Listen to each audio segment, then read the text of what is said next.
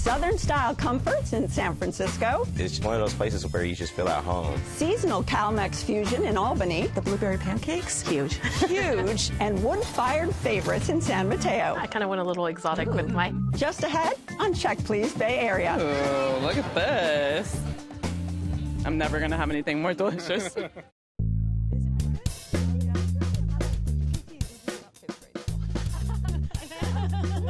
Hi, I'm Leslie Sabraco. Welcome to Check Please Bay Area, the show where Bay Area residents review and talk about their favorite restaurants.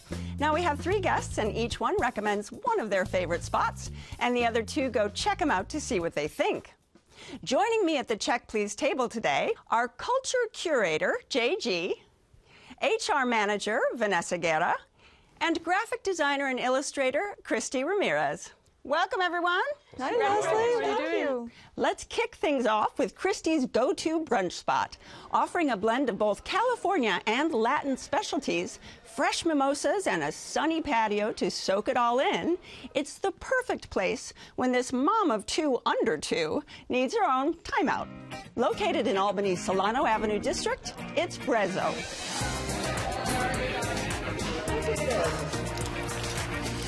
Brezo is a family restaurant where we serve up a lot of just homey meals with a little Californian and Latin mix that makes people happy. Our menu here is a mix between me, Californian, and him coming from Mexico. I grew up on a farm, so we wanted to make everything fresh and everything from scratch. We use recipes that I've been developing for a long time, like the pancakes. We make a blueberry butter for the top, so it's like blueberry on blueberry. The polenta is like from when I was a kid. My dad used to make me polenta for breakfast. We like to cook it slow and low, and we put lots of cheese. That's the yummy part. Yeah. Wow, it's so cheesy.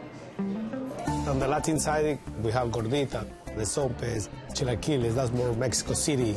My favorite thing to cook is the braised lamb. It will take hours and hours to cook, but as soon as they come out, it's the best thing ever. And then we have a little Latin, the chimichurri goes on top of it, and it's like, that's all the combination of us. Here at Brezo, we welcome everybody. You can come for a date or you can come with your kids. We put a lot of love in our food. I love to put smiles on people's faces. I couldn't think of doing anything else. I think we're like really good team. Now, Christy, what's unique about Brezo is it is this mixture of cultures, isn't it? Yeah, definitely. You know, I love breakfast, and I like the idea of fusing 2 different types of kind of my favorite food. Mm-hmm. I've gone all around the Bay Area trying to look for the best chilaquiles, and I think that they're here. It's a huge portion. It's a perfect tomatillo sauce. The chips are always crisp. What makes it slightly different is they drizzle their own homemade salsa roja. So you're kind of getting a mix of the 2 best worlds, the red sauce and the green sauce. I love ordering it with the egg over easy. Once you pop that little yolk and it kind of runs in, it adds like a buttery texture to the chilaquiles. So good. And it was kind of a girl's days out. And so we had mimosas. I specifically had the peach cider mimosa. It was really light, bubbly, with a hint of the peach. I really enjoyed it, and I think it complemented the chilaquiles really well. And it's nice to have a cider. Yeah, definitely. What did you have when you went? I had the woodland omelet, vegetarian, full of provolone and lots of grilled mushrooms, spinach, some garlic. It came with a nice portion of home fries, and it was really delicious. It was huge. Yeah, the portions are huge, and so it was hard to finish. I only got through about half of that portion. So you get 2 meals. I got 2 meals, yeah, exactly. All right, JG, what was your experience? The staff was really, really friendly. The food was amazing. I actually went for dinner, and they have a salad called the calico salad. It's like a southwestern romaine lettuce. It has a nice, zesty chili lime dressing to it. And it had a right amount of crunch to it. I wish it had more chips, because who doesn't like a good chip? And a little bit more avocado, but the overall salad was really good. And I had the lamb shank, which was super fall off the bone tender. It had a polenta that was nice and creamy. It had a nice, interesting sauce to it. You can never go wrong with their Mexican dishes as well. You know, I've gotten their gorditas. They are handmade tortillas, and they're stuffed with meat. They have beans in them. They're house-made salsa, cheese, lettuce. Very, very good. Very good. Did you have anything else? Did you try anything else? Well, we ordered a lot of food while we were there. So my sister got a cheeseburger that I had complete entree envy over because it was on this huge brioche bun with tons of fun vegetables on it, bacon, cheese dripping off of it. Huge burger. She could only get through about half, and then she got a really lovely side salad full of fresh veggies, garbanzo beans, cucumbers, and a delightful vinaigrette that was perfectly bright on the salad. Perfect accompaniment to that burger. And then my uncle, he got the blueberry pancakes, which were like huge. Huge. The size of your plate. Yeah, right? The size of the plate, and there's 3 of them. They had the blueberries folded into the batter, which was great. Tons of blueberries on top. I think it even had blueberries in the butter, which was a nice touch. And we got the Kahlúa banana French toast, and that was also a fan favorite. It was nice and crispy, banana, sweet, kind of that flambé style, and it was delicious. One thing I also did want to note that we had the scones. Oh my God, they are so good. The scone itself was very fluffy. Cut in half, it was filled with a cream, and then it had a really nice preserve on it. And I felt like it was a great balance because the acidity of that preserve really cut through that sweetness and heaviness of that cream. Now, come on, JG, you're getting a little breakfast envy over there, aren't you? I'm not an egg fan, actually, so I'm super limited with breakfast. So, like, I didn't know their chilaquiles was that fire. I would get that without the egg because I've done that before. I wish I'd have definitely got the chilaquiles because now the way you explained it, I'm like, okay. Well, you can always go back. Oh, yeah, definitely, for sure. You can always go back. And like I said, the staff was really cool. Definitely nice to know that there's scones there. We were super disappointed because I wanted to try that scone, but they sold out, so it must be very popular. Oh, yeah. It's so good. Oh, I'm sure. Go back for that. Yeah, we'll have to do that. All right, if you would like to try Brezo, it's located on Solano Avenue in Albany. The average multi-course tab per person without drinks is around $65. JG's local favorite dishes up Southern classics paired with an equally warm side of hospitality. Whenever he's craving the chef's signature fried chicken and rich mac and cheese, he heads to San Francisco's historic Fillmore district, home to Minnie Bell's soul movement.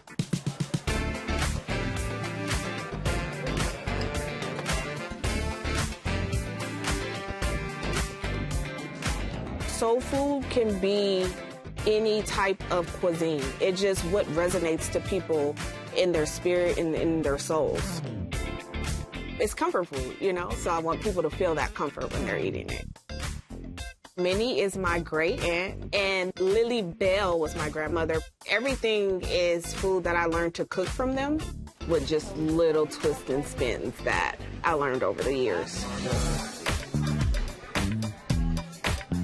I grew up going to church, and after church it was fried chicken, you know, dinners that people wanted. So I wanted to do something that just really resonated with my childhood, something that was scratch made. But I also wanted to put a little twist on it, so that's where my rosemary fried chicken came from. We have all of your classic Southern sides, which is collard greens, mac and cheese, cornbread, which is my favorite. So we're gonna put that brown butter in slowly so that we don't cook our eggs.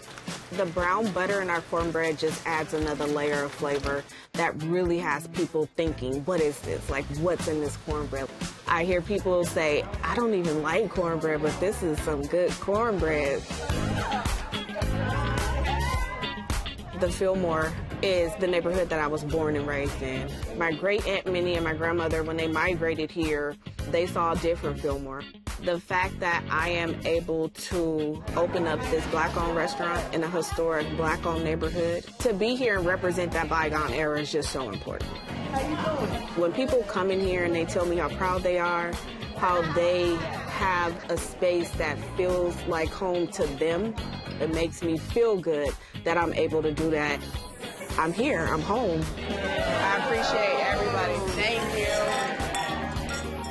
Now, JG, have you been a fan of Chef Renee for a long time? For a good movement.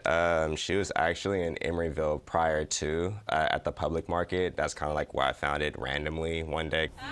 But honestly, I think that it has a different flavor and just energy coming from the Fillmore district because of historically where she's from. It's just one of those places where you just feel at home. And the rosemary fried chicken is something that's just, I think is very unique with the brine. Leg and thighs is my go-to, so sometimes 4 is not enough, unfortunately, so I usually get like an 8-piece. So they have a house hot sauce that they make. It has a nice, like, I don't know, like just a nice kick to it, yeah, like a nice kick. And they come with sides, whether you get the 4 or the 8. And the yams has a nice sweet nutmeg, cinnamon, whatever it is that I just imagine that yams would be, because growing up, my grandma used to put vanilla extract, cinnamon, and nutmeg in it. And just like a big hug, actually. All right, now tell me about that mac and cheese that goes with it. The mac and cheese is definitely her signature. Yeah. And that's one of the few places that I enjoy the mac and cheese in public because of the layers of cheese and how gooey it is. Yeah, so I have to agree. The mac and cheese was super cheesy, very creamy. But for me, the braised greens were the star of the show. Perfect seasoning, the broth was really good. Like, I basically killed that by myself. Those were the best collard greens, braised collard greens I've ever had. They were delicious. We got the pickled vegetables also. They house make them. It's in a quick pickle. And there was 4 or 5 different kinds of vegetables in there that really also helped cut the richness of the chicken along with the richness of the collard greens and the hot sauces and everything. It was really great on the palate. Loved those. Did you get fried chicken? We did. We got the fried chicken and the wings in a hot honey sauce. And the wings were a huge portion of these like 6 or 8 dinosaur-sized wings, and when we saw those come out first, I thought, oh dear, we probably over-ordered again, and we only got through about half of those before we started moving on to the 4-piece chicken that we ordered. Right. And fried chicken for you? Oh, you know, I'm not a huge fried chicken fan, and that place made me a fan. Okay, there we go. High praise. I have to say that rosemary, the seasoning, it's just so unique to me. Also, we're like hot sauce people, so we have to add hot sauce. But you know, the chicken can stand alone without the hot sauce also. All right, and did you have anything to drink? Yeah, I actually had the sangria, and it was really refreshing, light, paired really well with that chicken. I like that they're wine and used from black vendors as well, which is pretty cool. That kind of encompasses that Fillmore energy. All right, did you have dessert? I did. I had their banana pudding, which was kind of like a creme brulee. It was the fusion that I didn't know that I needed so badly in my life. Me and my husband were like fighting for the last bite of it. You know, I had that beautiful creme brulee that you crack into. It was like super creamy. I've never experienced a dessert like that. We had the sour cream pound cake that had a caramel drizzle on it and some homemade whipped cream on the side. Came with a bunch of strawberries, and it was so good.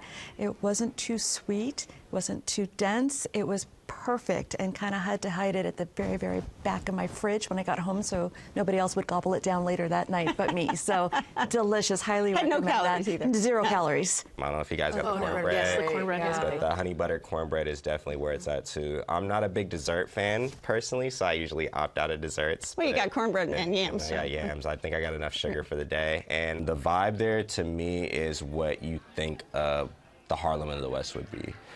I think it brings a different light into a neighborhood that really needs some light on it, and that has a really historical, happy thing to say about culture. So that's the reason why I like going there, because for me it's nostalgic, it has great music, great people, and it brings people together in a way that I think people in San Francisco should be together. I mean, the vibe in there was really comfortable. It's about hospitality. Hospitality all the way. It was a wonderful little restaurant. It's small, but it felt very big and a lot of spirit, and the personality of it was great. All right, I think you got some fans, JG, Yeah. on that one. If you would like to try Minnie Bell's Soul Movement, it's located on Fillmore Street in San Francisco, and the average multi-course tab per person without drinks is around $45. Vanessa says any way you slice it, her restaurant serves some of the Bay Area's most delectable wood-fired pizzas. But that's just a small part of the draw for her. The high ceilings, lively bar, and family-friendly vibe all make for a great night out, no matter what the occasion. Located in San Mateo, it's Rise Woodfire.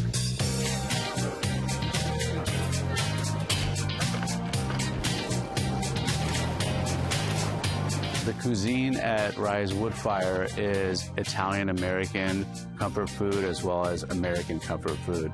All the things that we grew up on with a chef's touch. We decided to call this Rise because Omid has been working on his dough for 7 years. There's 4 flours to make up this pizza dough. It has wheat germ in it, rye in it. It also has whole wheat, and then it has a high-powered, high-gluten flour. This dough has already seen 4 rises.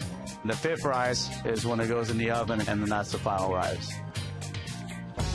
You can make a pretty good pizza at home, but there's no competing with giant 5,000-pound brick ovens from Naples, Italy. We use almond wood. It just adds another layer of flavor.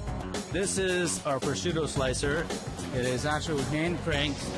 We wanted to go nice and slow and give us paper-thin prosciutto. My love affair with the menu or any individual item kind of rotates in and out. Our prime rib's awesome. Sometimes I'm all about just a straight-up Napoli pizza. Other times it's all about the wings. I actually love the chicken. It has a really good flavor to it. You know, the white meat is great, the dark meat is great, and the different sauces. A big hit is the chimichurri. We love being here at the train station. The ambiance of this place with the 40-foot ceilings, I think we got the largest, tallest bar, maybe in the peninsula. One of the funny things that happens here is sometimes the conductors will give us a phone call and place a pizza order, and then we'll have it ready for them, and then they'll just run in, throw a 20 down and grab it and jump back into the train and take off. I've eaten thousands of pizzas, and I'm still not tired of it. There's a lot of things to disagree about, but pizza has no enemies.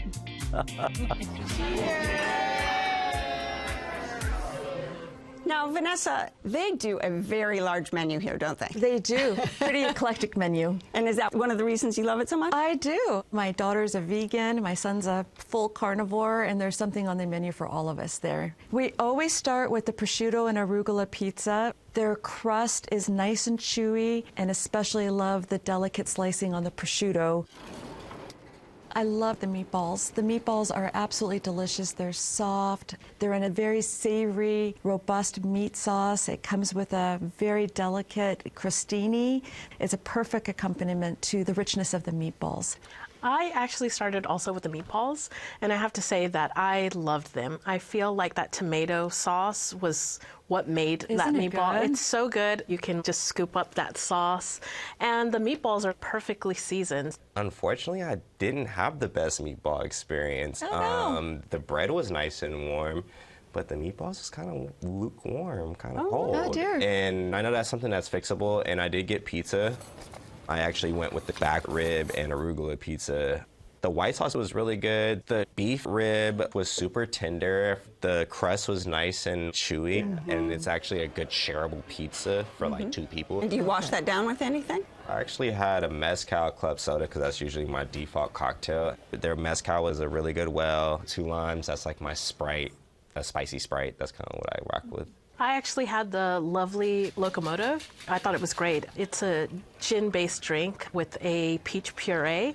The gin wasn't so strong, and it paired well with that puree. I got the lemon pesto shrimp pizza. I kind of went a little exotic with my, and it was beautiful. It was really, really bright. It was garnished with this like dried lemon on top. It had chili flakes, and when you would bite into it, it had whole garlic that would kind of like pop in your mouth and give you kind of this sweetness. All right. And they've got a whole selection of grilled items, right? Oh, they do. They have prime rib Thursday through Sunday. They have Scottish salmon, chicken in that lovely wood-fire rotisserie. My husband got the Pitman chicken. I had a few bites. It was extremely tender, but the thing that got my attention was actually the coleslaw. It had like a horseradish sauce, so it was very bold flavor, and my husband said that was probably the favorite thing that he got. Was the coleslaw? Was the coleslaw, yeah. Okay. Their hummus is also delicious. They make their own pita bread. They put the hummus with Persian cucumbers, feta, some tomatoes to give it a little texture. Nice. Did you have any dessert? Celebration cake. We've had the chocolate celebration cake, and it is wonderful, nice chocolatey flavor. I think they put a little bit of coffee or espresso in there to balance out the richness of the cake. It's served with a scoop of ice cream, and we're usually fighting over finishing up that. I got the chocolate chip cookie brownie situation. Yeah, that's delicious. I wish the cookie was sweeter, but the texture, the brownie, and everything was definitely nice. And what about the atmosphere? I love the atmosphere. The restaurant itself is really lovely, and it's right there next to the train. What makes it unique is actually the space. The patio is really beautiful. There's a lot of natural light that's inside. My biggest disappointment is I was just kind of standing there for a little bit, and it was really not that busy, and I'm like, I'm just waiting to sit down. Was it an off night? Could have been an off night. We've always had great customer service and friendly waiters. But that was just my personal experience. But I would definitely give it another chance for sure. I think it's a very good large group setting spot because the menu's so vast, and I love how it's close to public transit too. You know what I mean? And there's free parking. You know, I live in San Francisco. Free parking is not the norm. So free 90-minute parking, or I could take Caltrain and pull up. And it's right there. So it's easy for people to get to as well. Excellent. If you would like to try Rise Woodfire, it's located on B Street in San Mateo, and the average multi-course tab per person without drinks is around $35. These are so beautiful. And now, reporter Cecilia Philips has more Bay Area bites you've just got to try.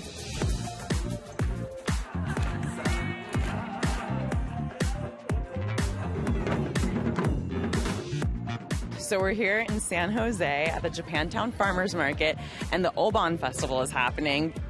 But this is a really awesome place to visit year-round. What makes this area so special? It's the most historic of the 3 Japantowns in the United States. We're tiny but mighty. We've got a lot of legacy businesses. My family's been in Japantown for 5 generations, doing agriculture in the valley. So agriculture means everything to us. The Obon Festival is kind of like our version of Day of the Dead. It celebrates our ancestors. We dance, we have games. And then some foods over there as well. Excellent food, yeah.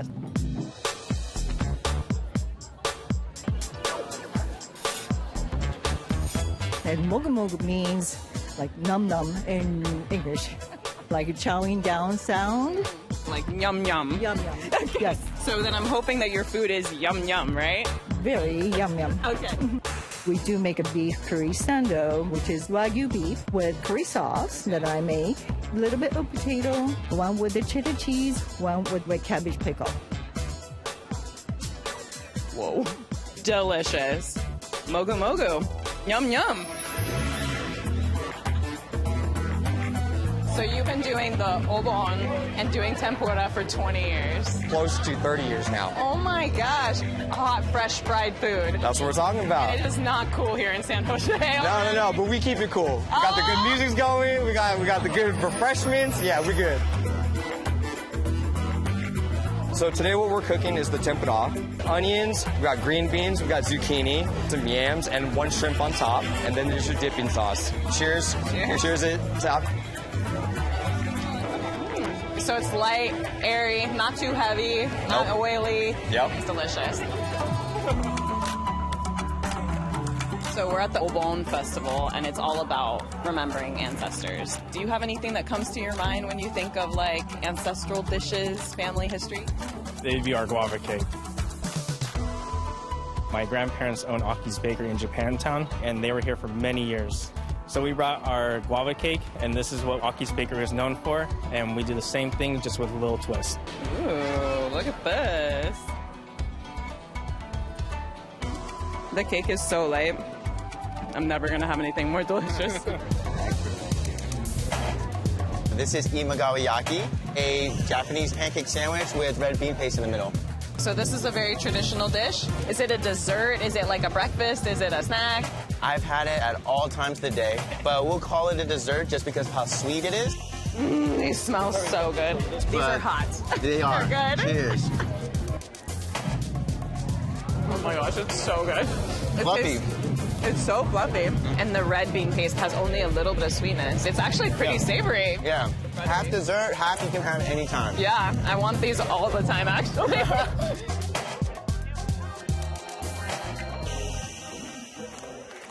I have to thank my great guests on this week's show. JG, who raves about the rosemary fried chicken at Minnie Bell's Soul Movement in San Francisco. Vanessa Guerra, lover of all things smoky and charred at Rise Woodfire in San Mateo. And Christy Ramirez, who dreams of mimosas on the patio at Brezo in Albany. Join us next time when 3 more guests will recommend their favorite spots right here on Check Please Bay Area. I'm Leslie Sbrocco, and I'll see you then. Cheers. Cheers. I hope you had fun. You guys are great.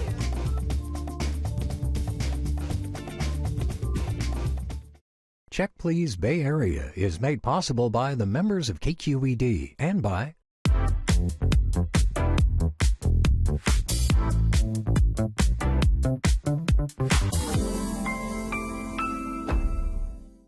serving the entire Bay Area since 1968, Water Heaters Only specializes in water heater repair and replacement. Learn more at waterheatersonly.com. The Bay Area airport that's close and reliable. iFlyOAK.com. Graham's Port has been family-owned and operated for over 200 years. Available at vintage and finewines.com or your local fine wine retailer. The temple here is a religious center. It's one of the largest in the United States. Tell me about the little tags that are hanging around. What do those mean? People make a tag during the festival time, honoring their ancestor or someone that they've lost. Are there any specific foods that you think about when you think about family? Oh, definitely tempura. I mean, it's something that you can snack on. It's something that you can just eat. It's fried, which always makes everything good. It definitely feels like home. So, yeah, that's probably one of the ones that I think about all the time.